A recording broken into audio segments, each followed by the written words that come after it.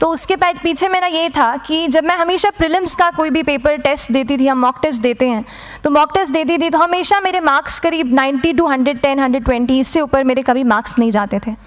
तो मुझे हमेशा ये डर था कि यार प्रीलिम्स में कहीं मेरा कुछ, क्योंकि कट ऑफ भी इसी कुछ रेंज में जाता है, तो हमेशा लगता था कि यार कुछ गड़बड़ यहाँ ना हो जाए।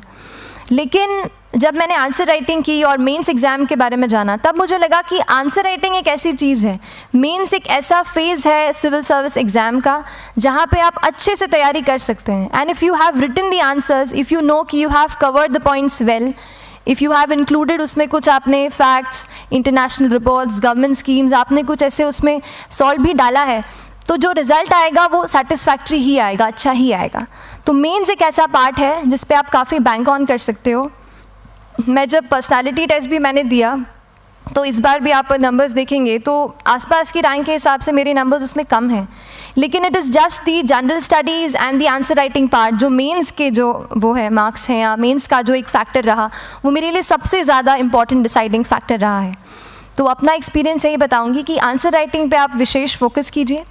जैसा स्ट्रक्चर आपको बता ही चुके हैं कि इंट्रोडक्शन में कैसे आपको शॉर्ट रखना है, बॉडी एंड देन कंक्लूजन, उसमें छोटी चीज़ जैसे मैं अभी मेंशन कर रही थी, आप एक इंश्योर कीजिए कि देखिए जो भी एग्जामिनर आपकी कॉपी चेक कर रहे हैं वो दिन में 10, 15, 20 कॉपीज़ चेक कर रहे हैं, तो उन सब से आपको अलग कैसे आप अपनी कॉपी दिखा सकते हो, ये चीज़ आपका प्रेजेंटेशन और आप जिस तरीके से आंसर लिखते हो कंटेंट को, वो मैटर करेगा।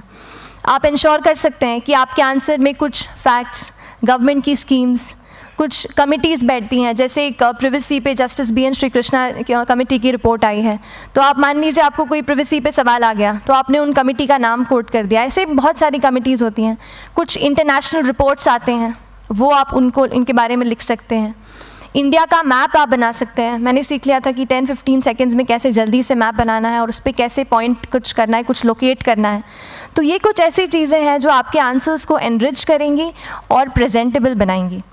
तो इस तरीके से आंसर्स पे जैसे हम क्लास करते हैं, लेकिन उसके साथ साथ आपको ये कोशिश करनी है कि 1 से 2 आंसर पर डे आपको ज़रूर लिखने ही लिखने हैं, apart from the test series that you are doing.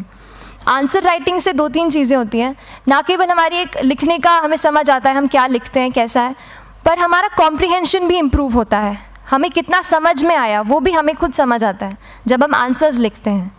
और इसीलिए आंसर राइटिंग पे आप फोकस कीजिए, 1 से 2 आंसर ज़रूर लिखिए।